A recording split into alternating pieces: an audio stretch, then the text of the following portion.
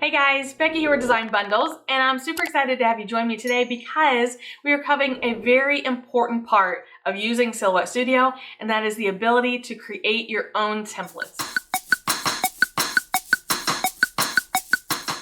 All right guys, so here we are in Silhouette Studio, and I just want to say that this is going to be a really quick and easy video, but it's one of those concepts that you kind of have to focus on wrapping your mind around, like why you would do this and do it properly.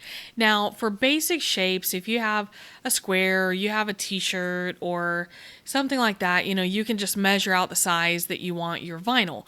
But there are some times when you just really want to be able to see how it's going to look on your exact project, and or you want to make sure that you have the placement and the sizing correctly. So in that part, it is important to make sure that the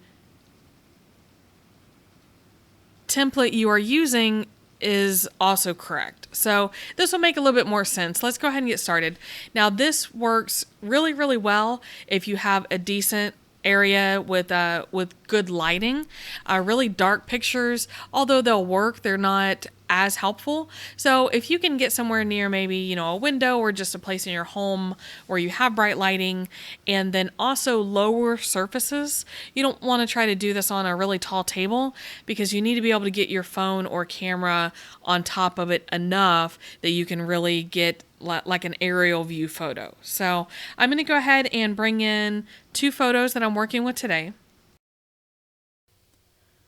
So the easiest way to do that is to open up a folder and locate where you have saved those photos to, and you can drag and drop them into the software. Now, I took mine on my cell phone, nothing special, but they do import a little large sometimes. They import as large pictures, so you will probably have to zoom out and then scale them down to a more workable image. Don't focus so much on the size right now because we will focus on that later, but just scale them down. I just did 12 inches so that I can zoom in and work with these, like I said, on a reasonable scale. So once I zoom in, you want to take a look at the picture and make sure that you have a good aerial view. You want your mat to be as square as possible. And then over on the left-hand side, you want to be able to access your line tools to be able to draw a polygon. So what you do is just start in one corner, click your left mouse key, and then move to the next corner and click, and you will notice that a line will start forming around your shape. After you connect your 2 endpoints, then you can select both of those and use your cropping tool to crop down and get rid of the background. Now we're going to repeat it here, so click, drag your mouse to the next corner, click again, down to the bottom corner, click again, and finally your last left-hand corner, click, and then connect it back to the starting point. Go back to select my mouse, select both of those, and crop down. Now let's scale out and take a look at what we have. These are relatively square. Now they're not exact, and you may have to rotate a little bit just depending on the angle that you took your photo. But once you enlarge them, the whole goal is to try to fit the mat to fit the cutting area on your screen. Okay, because technically speaking, anything that you put on that mat should scale to a 12 by 12 size. The inside part of your cutting mat is 12 by 12, and the white area on your screen is 12 by 12. So if you can get the two to match up, similar to a puzzle piece, then that should tell you that whatever you have put on this mat should be fairly close to be true to scale. Now, this is not an exact science. All right, depending on the angle that you took the photo, it can be a little bit off. There are things that can go wrong, but guys, without using the Picscan mat, this is the nearest that you will come to be able to set up your own type of templates for this type of craft. Now, the drawstring bag isn't that big of a deal.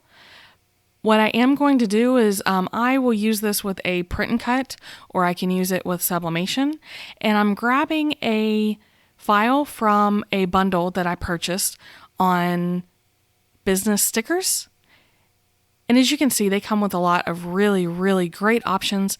They're really cute. And what I can do is just drag and drop the one that I want over into the software, and I can position it onto my bag until I'm pretty happy with how it looks. Next, I'm going in and I'm going to grab a cute little mask design. It may be hard to tell from the photo, but that is a face mask. It's a youth face mask. And because it has a lot of rounded corners and it kind of rounds in on the sides, sometimes these can be difficult to really decide what size design is going to look the best. So basically, once you size these onto the blank that you're taking the photo of, that's pretty much the size that you're going to leave it when it comes time for cutting your design, or print and cut in case of this sticker here. And of course, you can zoom in to try to tweak it. Remember guys, don't try to strain your eyes. Make sure that you utilize that zoom in and zoom out to really get the most out of your viewing space. Because if you notice that you're trying to move closer to the screen or trying to squint, just zoom in. I promise you it will save you a world of trouble. But basically, you can zoom out. This is also useful if you are trying to make your own little mock-up to be able to send to your customer. That way you can actually use an exact photo of the item that you have on hand. While the print may differ a little bit, what you can do is just draw a box around your design and use that crop tool again. Crop is really, really useful. And then you can group your design together. I'm going to repeat that here for the mask. And then, of course, these are photos that I can save and I can do whatever I need to do with. Now, in hindsight, if I was going to send this to a customer, especially the mask, I would have removed it from the plastic so that you can see it a little bit better.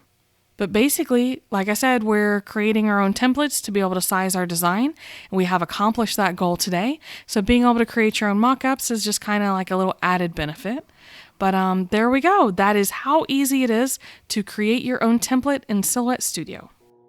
So guys, how did you feel about creating your own templates in Silhouette Studio? Now I know the process is very similar to creating a mock-up, so hopefully that will work in your favor. But guys, being able to bring in an actual picture of your project is very, very helpful. And as long as you're taking your photos with something that you can measure the scale, then that's going to help you a lot to get accurate sizing. So I just really can't stress enough how helpful this little tutorial will be. And I promise if you get the hang of it, it will become really easy for you also. So of course, guys, if you enjoyed the video today, if you learned something, make sure you give it a quick like, share with a crafty friend, subscribe to the channel. All of those really help to support the channel and to keep us bringing you these videos in the future. So I'm going to wrap it up for today, but guys, I do appreciate it. I appreciate you stopping by, and we will see you again next time.